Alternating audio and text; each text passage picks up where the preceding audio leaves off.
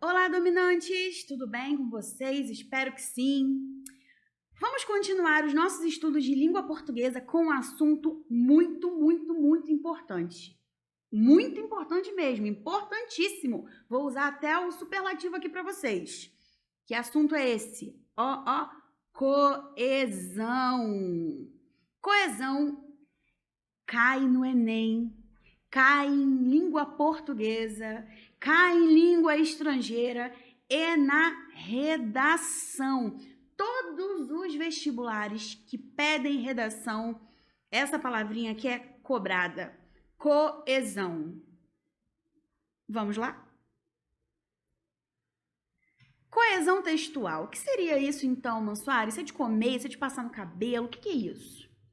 Coesão textual é o seguinte: para fazer sentido e transmitir de forma organizada uma informação, usa-se a coesão. Isso significa dizer que as palavras estão organizadas, elas surgem em uma ordem própria. Veja e entenda. Vou falar um pouquinho sobre isso com vocês. Primeiro exemplo. A língua a decifrar dos gatos promete estudo. Não entendi. Não tem sentido. Segundo exemplo. Estudo promete decifrar a língua dos gatos. Ah, agora sim falou a minha língua. Exatamente. No primeiro exemplo, nós não temos coesão alguma. Nós não entendemos o que está sendo dito aí. No segundo exemplo, nós temos alguma comunicação. Alguma mensagem está sendo passada. Então, há um enunciado com significado, há uma frase, há um texto. Tipos de coesão. A coesão referencial constrói-se pela menção de elementos que já apareceram ou vão aparecer no próprio texto. Para a efetivação dessas remissões, são empregados pronomes pessoais, pronomes possessivos, pronomes demonstrativos ou expressões adverbiais que indicam localização. Exemplos: a seguir, acima, abaixo, anteriormente, aqui, onde, etc. Esses recursos tanto podem se referir por antecipação a elementos que serão citados na sequência do texto, catáfora, quanto podem retomar, como no exemplo a seguir, que eu vou falar com vocês, exemplos já citados no texto ou que são facilmente identificáveis pelo leitor. Anáfora. Vou explicar e dar um exemplo sobre isso. O que é a coesão referencial? Coesão referencial é quando nós costuramos o nosso texto com conectivos, de forma que ele tenha sentido, de forma que ele fique enxuto, que ele não fique repetitivo. Eu não preciso dizer, por exemplo, Vera mora no Rio de Janeiro. Vera tem uma casa em São Paulo. Mas Vera gosta do Espírito Santo. Vera quer viajar todo o Brasil. Gente, se nós pararmos para pensar, esse texto está muito repetitivo. Eu tenho nervoso de ler textos assim. Então, imagina, né, quando a gente pega o texto para ler, que a gente fica, gente, mas por que chamou a Vera tantas vezes? Nós podemos utilizar palavras no lugar de Vera. Vamos pensar, Vera é uma mulher, tem uma informação, sei que a Vera mora no Rio de Janeiro. Então, eu posso dizer, né, a mulher, eu posso dizer ela, né? Então, eu posso dizer, Vera mora no Rio de Janeiro, ela tem uma casa em São Paulo, a mulher deseja conhecer todo o Brasil. Eu uso palavras que possam fazer essa coesão referencial, que possam referir-se a termos que já tenham sido ditos anteriormente.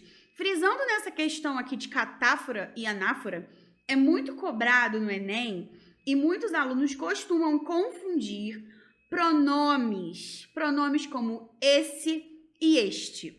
Vou explicar uma regra para vocês que é muito importante. Quando eu vou anunciar algo que ainda não foi dito, eu uso este, isto, esta, estes e seus derivados. Quando eu faço isso, olha, serão citados, eu uso catáfora. Esses são pronomes catafóricos. Por exemplo, o problema do Brasil é este. 2 pontos. Os brasileiros. Gente, meramente ilustrativo, hein? Meramente ilustrativo. Nós somos maravilhosos. Este está anunciando um possível problema. Quando eu for anunciar, portanto, eu uso catáfora. Este e seus derivados. Quando eu for retomar algo que já foi dito anteriormente, eu utilizo esse, essa, essas, isso e seus derivados, porque eu estarei utilizando pronomes anafóricos. Estarei utilizando anáfora. Então, pensem comigo, ainda no exemplo aí dos brasileiros. O problema do Brasil é este, o brasileiro. Esse problema, ó, retomei o que foi dito anteriormente, então eu uso anáfora. Anáfora, retomada, esse e seus derivados. Coesão referencial, coesão no referente, foco na palavra. Continuando com os tipos de coesão, nós temos a coesão lexical. Coesão lexical tem a ver com o léxico, tem a ver com o vocabulário. A manutenção da unidade temática do texto exige certa carga de redundância. Ela está na base, então, gente, da coesão lexical, da palavra, do léxico. Assim, pode estabelecer uma corrente de significados, retomando-se as mesmas ideias e partes de ideias por meio de diferentes termos e expressões. Essa cadeia é formada pela reutilização de palavras, pelo uso de sinônimos, pelo emprego de expressões equivalentes para substituir termos já usados ou para identificar ou nomear elementos que já apareceram no texto. Uma coisa, gente, que é muito interessante de nós falarmos é o seguinte, pensa comigo, texto também muito repetitivo não é legal. A gente tem que fazer o máximo para cortar as palavras que sejam muito repetitivas. Então, como eu faço isso, professora? Eu uso sinônimos. Eu vou utilizar sinônimos, eu vou utilizar palavras que tenham o mesmo valor semântico, eu vou utilizar palavras que sejam de uma mesma ideia. Uma dica que eu sempre dou, principalmente para a galera que treina a redação, é o seguinte: quem é do papel, escreva no papel, no seu caderninho, no seu bloquinho. Quem é mais digital, pega o seu bloco de notas do telefone, pega o seu Word, seu aplicativo, o que seja, e faça um dicionário, uma lista de sinônimos. Comece a escrever as principais palavras que você utiliza no seu cotidiano, que você utiliza nas suas redações e comece a substituí-las. Você vai perceber que até o vestibular, até o seu concurso, até o Enem, você terá uma gama de palavras enorme. Essa é uma dica muito interessante, inclusive é uma dica que eu uso quando eu quero aumentar o meu vocabulário. Coesão por elipse. Elipse é uma figura de linguagem e elipse é também um tipo de sujeito, né? Sujeito elíptico. Eu já até comentei, né, em algumas aulas anteriores, em alguns blocos anteriores, que sujeito elíptico é aquele sujeito que está oculto, que a elipse, enquanto figuras de linguagens aí, zêugma, elipse, são omissões.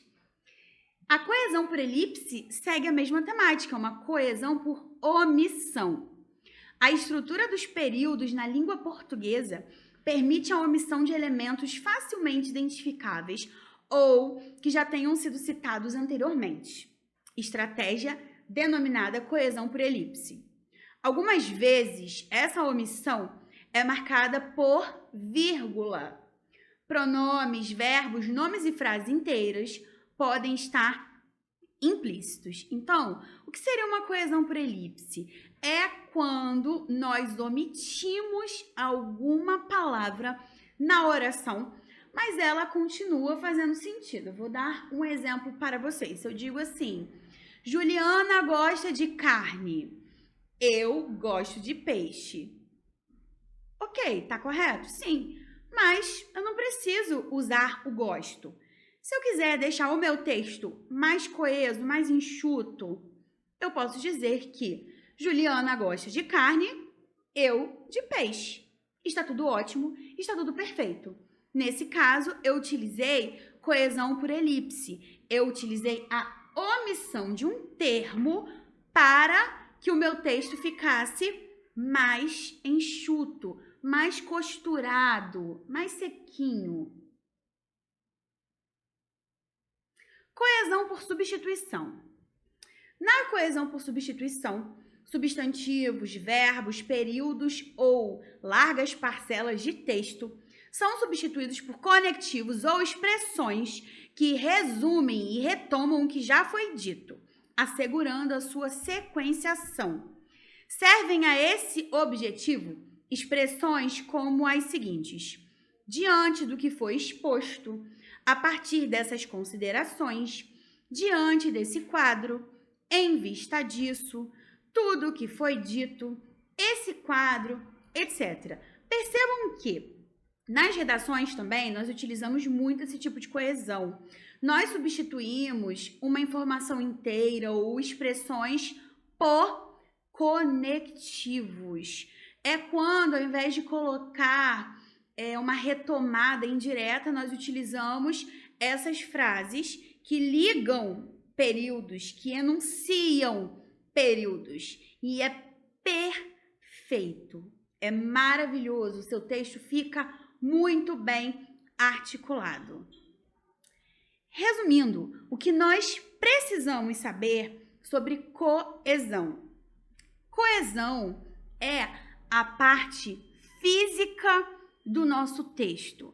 É quando o nosso texto está bem estruturado, o nosso texto está bem escrito, o nosso texto tem conectivos, não tem redundância, não tem ali palavras repetidas sem necessidade, porque há textos que têm certas repetições, como o pleonasmo, por questões de estilo.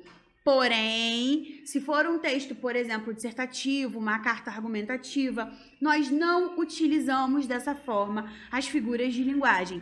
Portanto, um texto coeso é um texto bem escrito, que tem bons conectivos e o bom uso da coesão, o bom uso das palavras. Espero que essa aula tenha sido útil e vamos continuar os nossos estudos no próximo encontro com coerência. Até logo!